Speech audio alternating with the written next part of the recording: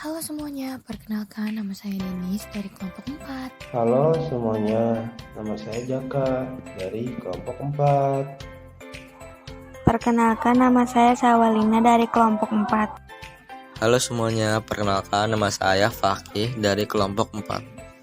Hai, perkenalkan nama aku Sheryl dari kelas Pulipa 2. Halo semuanya, perkenalkan nama saya Faisal dari kelompok 4.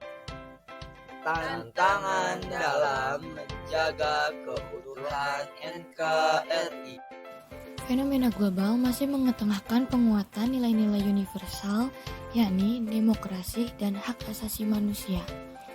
Bersamaan dengan itu, isu lingkungan hidup dan dampak pemanasan global memunculkan persoalan serius yang memerlukan respons secara internasional. Pemanasan global telah berdampak terhadap perubahan musim yang tidak menentu, yang mengancam kehidupan manusia dalam bentuk ancaman kelaparan, wabah penyakit, dan bencana alam. Peta keamanan global menempatkan terorisme menjadi ancaman global. Penggunaan kekuatan militer oleh suatu negara ke wilayah negara lain mengancam kedaulatan dan kehormatan suatu negara berdaulat. Masalah perbatasan juga merupakan sumber utama potensi konflik antar negara di kawasan Asia Pasifik, termasuk Asia Tenggara. Tantangan di lingkungan internal Indonesia adalah mengawal NKRI atau Negara Kesatuan Republik Indonesia agar tetap utuh dan bersatu. Berbentuk konflik perbatasan, pelanggaran wilayah, gangguan keamanan maritim, dan dirgantara gangguan keamanan di wilayah perbatasan berupa pelintas batas secara ilegal, kegiatan penyelundupan, senjata dan bahan peledak, masalah separatisme, pengawasan pulau-pulau kecil terluar, ancaman terorisme dalam negeri, dan sebagainya.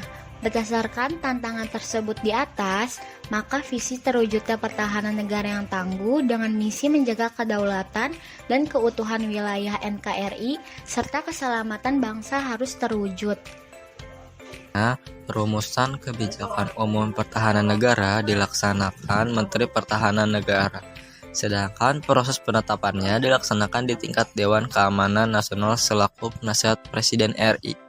Tujuan nasional merupakan kepentingan nasional yang abadi dan menjadi acuan dalam merumuskan tujuan pertahanan negara yang ditempuh dengan 3 satra pendekatan. Keutuhan wilayah negara dan keselamatan bangsa Indonesia.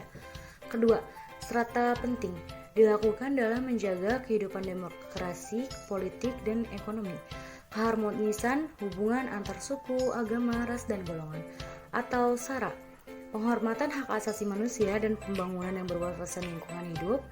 Dan ketiga, strata pendukung dilakukan dalam upaya turut memelihara ketertiban dunia. Untuk mencapai tujuan pertahanan negara tersebut, salah satunya diperlukan input sumber daya yang bagus dan optimal. Masyarakat menuntut TNI untuk menjaga dan memelihara stabilitas keamanan nasional.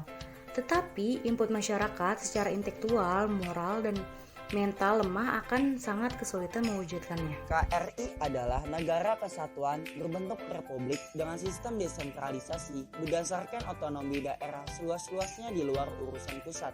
Negara ada untuk membantu manusia mewujudkan tujuan dan cita-citanya. Penyelenggaraan negara harus membawa manfaat bagi manusia. Tugas manusia adalah bertanggung jawab rasa kepentingan bersama warganya. Negara harus melindungi hak-hak warganya dan menetapkan kewajibannya sebagai warga negara. Jadi, upaya untuk mempertahankan NKRI bisa ditempuh dengan cara mengetahui kebudayaan di Indonesia. Dengan adanya pengetahuan budaya Indonesia, kita dapat menyaring budaya-budaya asing yang masuk ke dalam negara Indonesia, sehingga tidak timbul perpecahan antar daerah karena budaya yang ada. Selain itu, sikap dan perilaku kita juga dapat mencerminkan bahwa kita sedang mempertahankan keutuhan NKRI ini. Salah satunya dengan cara mengamalkan nilai-nilai yang terkandung dalam Pancasila, bukan hanya sekedar memahaminya saja.